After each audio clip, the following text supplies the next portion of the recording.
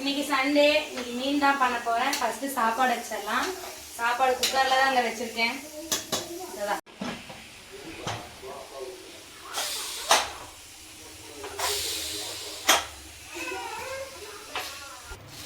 பாறை மீன் வாங்கிட்டு வந்தாச்சு. இதுதான் பசங்களுக்கு வந்து முள் இல்லாமல் இருக்கும், நல்லா டேஸ்டாகவும் இருக்கும்.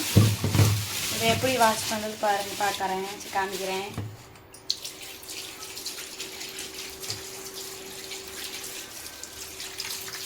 ஃபுல்லாக இதெல்லாம் எடுத்து வாஷ் பண்ணணும்.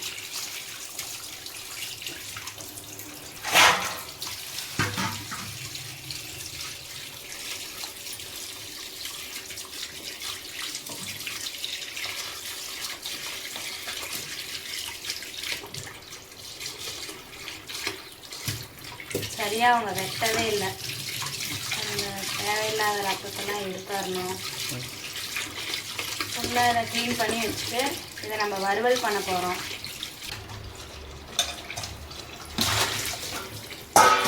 இதை நல்லா வாஷ் பண்ணிக்கணுங்க. இப்போ தான் தலை நல்லா டேஸ்ட்டாக இருக்கும், மசாலா உள்ளே இறங்கும். 3 தடவையாவது வாஷ் பண்ணணும்.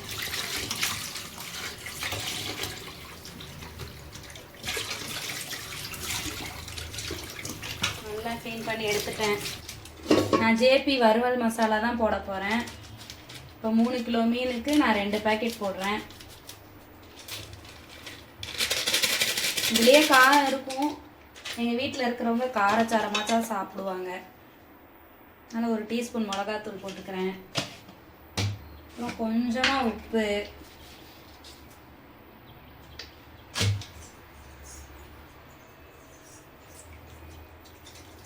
விஸ்க் வச்சுலாம் நான் கடையில் அப்படியே விஸ்க் வச்சே கரைச்சிக்கிட்டோம். விஸ்க் வச்சு நல்லா கிளறிக்கணும்.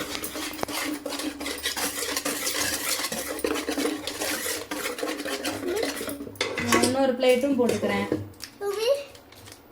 உண்டு உண்டு. என் பையன் வேற காமின்னு வந்துட்டான். காரம் காரம்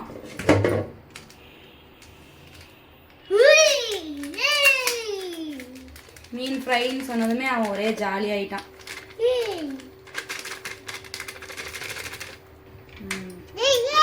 நல்லா விக்ஸ் வச்சு கடையணும். இதோ இப்படிதான் கடையணும், பார்த்துக்கடா.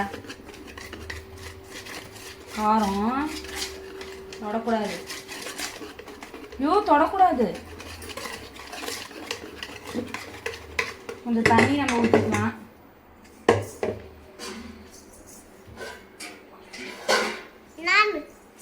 கொஞ்சமாக இருந்தால் ஓகே. கொஞ்சமாக போதும். இப்போது நம்ம மீன்லாம் இதை சேர்க்க போகிறோம். நல்லா வச்சு கடைஞ்சிடணுங்க. எதுவும் கட்டி இல்லாமல் ஃபுல்லாக மிக்ஸ் பண்ணிடணும். அப்பாவை தூக்குன்னு ராவடி பண்ணிகிட்ருக்காரு. இப்போது நம்ம மீன் வந்து ஒரு பீஸாக அதை நல்லா போட்டுக்கணும்.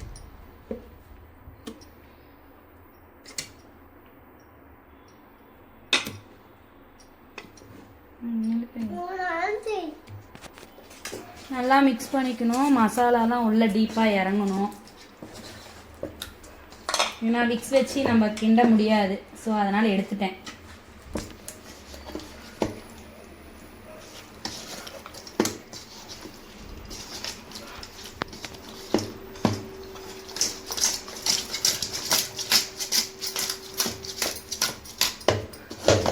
மசாலா உள்ள இருக்குது. நான் இன்னும் 2 பீஸ் போட்டுக்கிறேன். நல்லா மிக்ஸ் பண்ணிக்கணுங்க. இது வந்து மீன் கடையிலே விற்கிறாங்க. ஆனால் அந்த மசாலா தனியாக வாங்கிக்கிறேன். ஒரு 10 பீஸ் போட்டு பார்க்கலான்னு. ஃபஸ்ட் டைம் யூஸ் பண்ணுறேன், எப்படி இருக்குன்னு தெரியல. இதுலேயே எல்லாம் இஞ்சி பூண்டு எல்லாமே சேர்த்துருக்காங்க. சரி, அதையும் சேர்த்துக்கலாம்.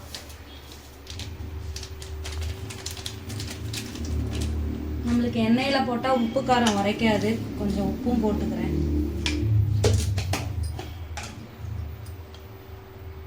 அதே மாதிரி தான் அதுக்கு நூயிட்ட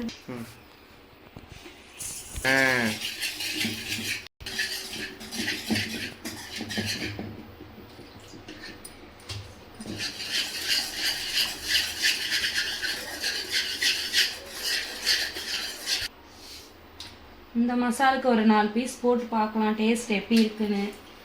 டேஸ்ட் நல்லா இருந்தால் ரெகுலராக அதை கூட நம்ம வாங்கிடலாம். இப்படி நல்லா மிக்ஸ் பண்ணணும்.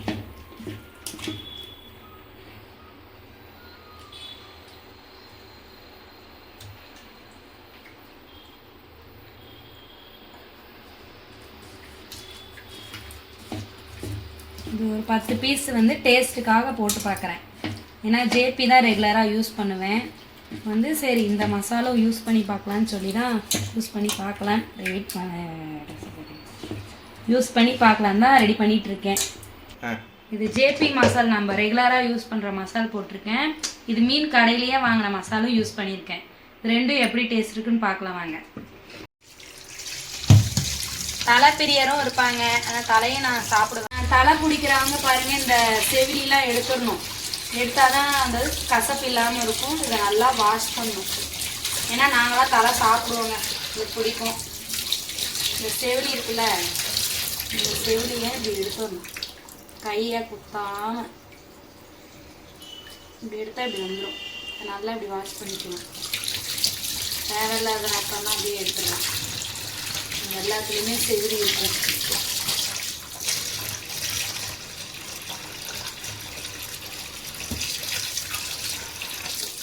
நம்ம தக்காளி ரசம் வைக்க போகிறோம். தக்காளி ரசத்துக்கு நான் தக்காளி வந்து மிக்சிலெலாம் போட மாட்டேன். இப்படி கையிலேயே நல்லா பிசைஞ்சிப்பேன். நல்லா பிசைஞ்சிட்டு புளி தண்ணியை நான் எடுத்து வச்சுருக்கேன். புளி தண்ணியை நான் ஊற்றிக்குவேன். அதுக்கப்புறம் நான் கொஞ்சமாக தண்ணி ஆட் பண்ணிக்கலாம். இதில் அப்புறம் கொஞ்சமாக மிளகா பொடி,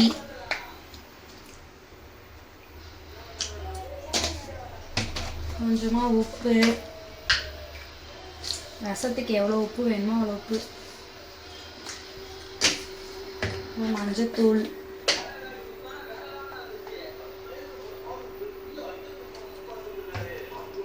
அதுக்கப்புறம் கொஞ்சமாக சர்க்கரை.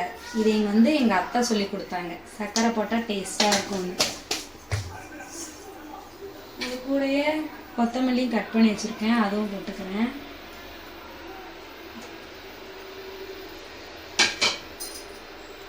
பெருங்காயத்தூள்,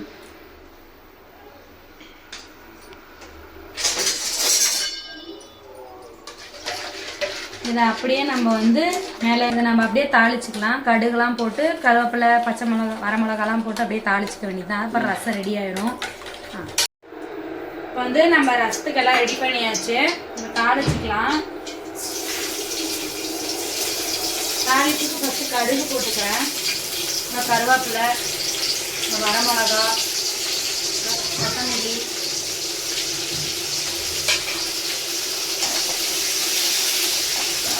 இதெல்லாம் சவுண்டு வரணும். ரசம் ஊற்றும் போது புஷ்ஷுன்னு ஒரு சவுண்டு வரணும். அப்போ தான் ரசம் டேஸ்ட்டாக வரும்.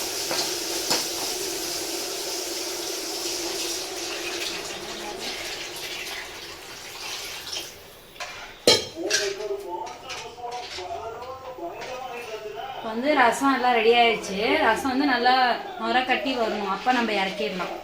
நல்லா நுர கட்டி வருது. நம்ம வந்து கொதிக்க விடக்கூடாது. கொதிக்க வச்சா ரசம் டேஸ்ட்டாக வராது. இந்த மாதிரி ஃபுல்லாக நுர கட்டி வரணும். நுர கட்டி வரும்போது நம்ம ரசம் இறக்கிடலாம்.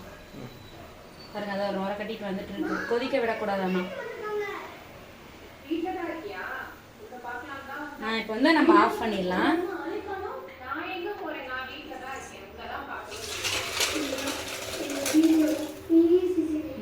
பாருங்க, நம்ம ரசம் ரெடி ஆயிடுச்சு. அப்புறம் மீன் ஃப்ரை எப்படி பண்ண போறதுன்னு பார்க்கலாம். பாருங்க, எண்ணெய் ஊற்றி வச்சிட்டேன். இது வந்து நான் நேற்று பசங்க கேட்டாங்க சொல்லி மீன் போட்டு கொடுத்தேன். அதே எண்ணெய் இருந்தது, சரி அதே யூஸ் பண்ணிக்கிட்டேன். இப்போ நான் எண்ணெய் நல்லா சூடான வழி தான் நம்ம பீஸ் போடணும். பீஸ் போடுறது நல்லா இருக்கும். கொஞ்சம் நான் எண்ணெய் நல்லா சூடான வழி தான் நம்ம பீஸ் போடணும். அப்போ தான் நம்மளுக்கு முருவலாக கிடைக்கும். பாருங்க, எண்ணெய் நல்லா சூடாயிட்டுருக்கு. கொஞ்சம் நேரம் ஆகட்டும். இப்போ எண்ணெய் நல்லா சூடாயிடுச்சு. இப்போ நான் மீன் போட போகிறேன்.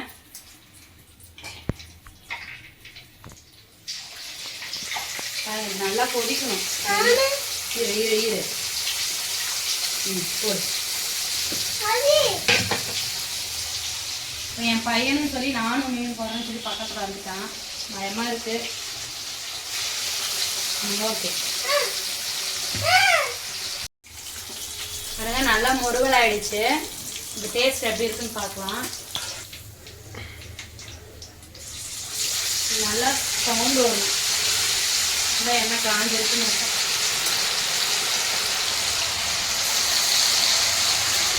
அப்படியே சாப்பிடணும் சொல்லுங்க.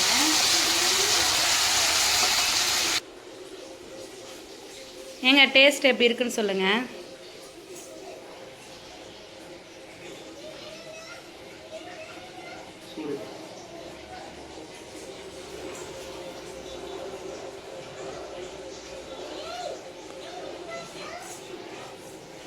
சூப்பர், வேற லெவல்.